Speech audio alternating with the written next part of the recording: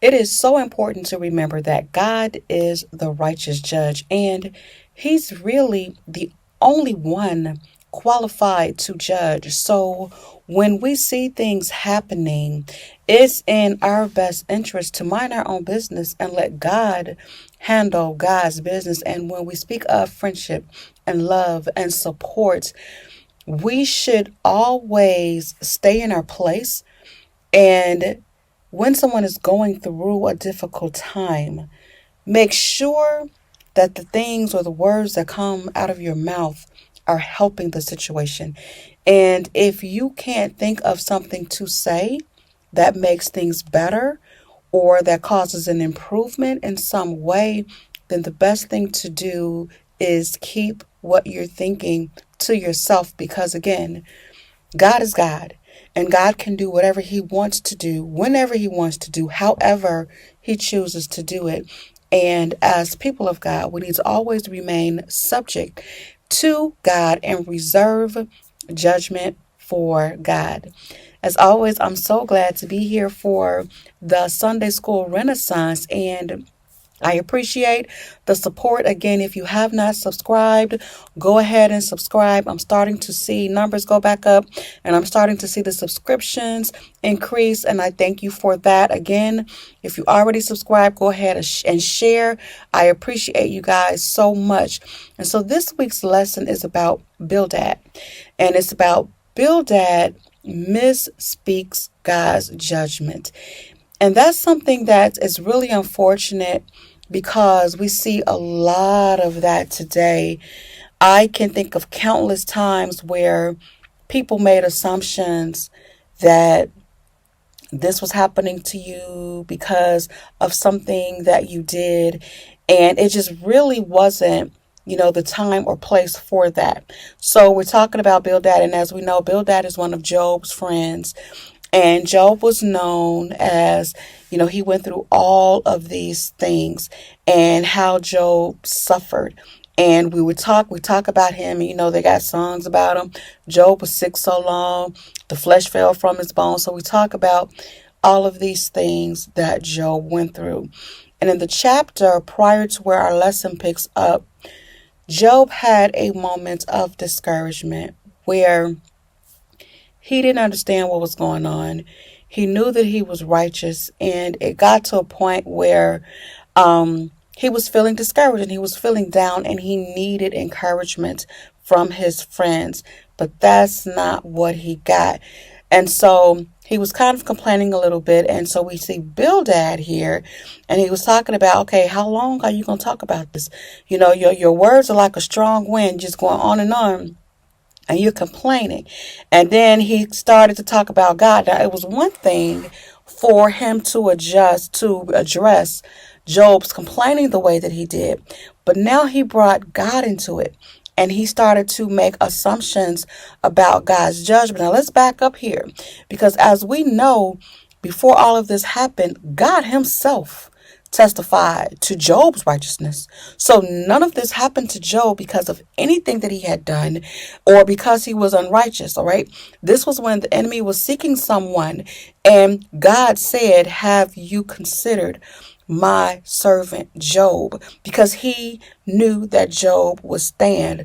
So by no way, shape, or form had Job sinned or brought any of this on himself. And so that was the problem, And I can identify with Job in this situation, as I'm sure some of you can. You're going, God, I obeyed you. I gave. I did what you said do. I worked. What is this? Why am I going through this? Why am I suffering this? And this is what we had. And he had a very unwise friend here. And he said, does God pervert judgment, or does the Almighty pervert justice? And he's saying in so many words, if all of this is happening to you, you must have done something. And then he went on to talk about Job's son, because as we know, Job's kids, they had all been killed. And yes, now Job's kids had sinned against God. But still, can you imagine sitting there with someone who has not lost one child, but all of their children, and all you can think of to say to them is, well, your children sinned, so God punished them. That was a horrible thing to do and to say. in this instance while Job was going through all of this. And he told him, he said, if you were pure and upright, this is verse 6, surely now he would awake for you and prosper your rightful dwelling place. So he said, if you did something, because if you were truly upright and righteous, God would have moved. He would have fixed you. You wouldn't be going through all of this. And that was not what was happening. Again, he was dead wrong here, but he's just going on and doing this talking. And we want to be careful not to ever do that to anyone. And even in my teaching, I tend to word things or pick lessons in a way where it's positive. So I would not have put this lesson together this way where it's, okay, this is Bildad, don't do what Bildad did. But that's what we have for you. That's what the lesson is, and it's showing you exactly what not to do.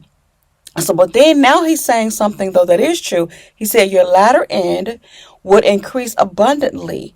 And he was talking about how he started small. So he said, what you had in the beginning would be small compared to what God is going to bless you with if you were righteous. And so these are all these things that he's saying and he's doing, and he's telling him about how he must have done something. And his friend literally came in and condemned him. Okay, now let's skip down to verse 20. Behold, God will not cast away the blameless, nor will he uphold the evildoers. He will yet fill your mouth with laughing and your lips with rejoicing.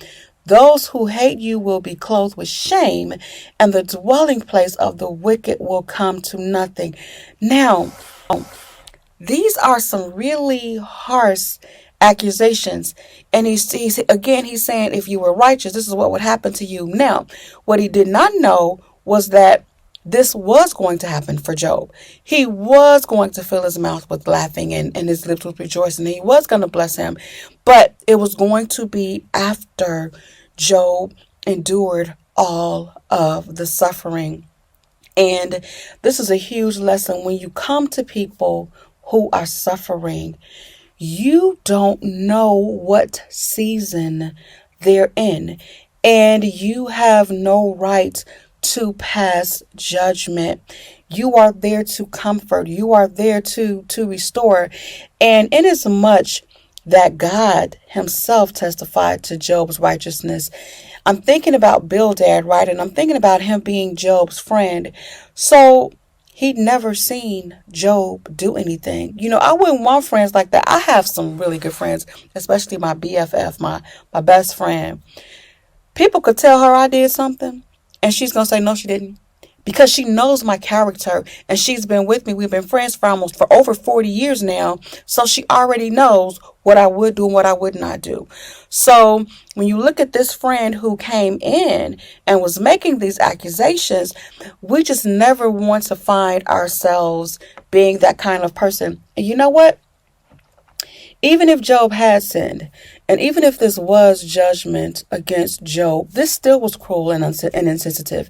There are ways to tell people to increase their faith, to encourage them. But this right here is not it. There's never a time to condemn and berate anyone. And that's the lesson here. It says that Bildad misspoke God's judgment. You've got to be careful. And even I talk about religion a lot. Growing up, there were so many things they told me was a sin that was not a sin. There's so many things they told us we could and couldn't do. You've got to be careful how you say God said something that God didn't say. You never want to be in that position. It says he misspoke God's judgment. Let's look at this in the life application again, the Sunday school Renaissance, where we talk about how we're going to review this lesson. I'm going to go straight to the questions here. And I did notice a few people did order the Sunday school Renaissance planner, and I do have a new one coming out with March, so you'll get the new one. And again, those of you who have the old one, you'll get that. But let's go to this, where the first request is to compare and contrast yourself with the characters in this lesson. The character that I would pick this time, I'm not going to pick Bildad. I'm going to pick Job. I'm going to compare myself to Job because I would want to be able to remain holy and know that I have not sinned, and endure the trials and tribulations, and not let go of God's hand. Even in the face of being accused of something that I did not do, I would still want to trust God. One of my favorite scriptures is, though he slay me, yet will I trust him. So I want to compare myself to Job, because I don't know about you, but I have been in situations where I've sat there face to face with somebody saying I did something that I absolutely did not do. And they're just going on, and I'm looking at them like, how? Because I'm not an arguer. I'm not that person who's going to argue with you. I'm going to sit there and I'm going to listen to you. I'm going to let you say what you got to say. But then I'm done with you. So you guys might need to pray for me on that, because once you do that to me, I'm kind of done. But anyway, I would compare myself to Job. I would want to be able to hold on.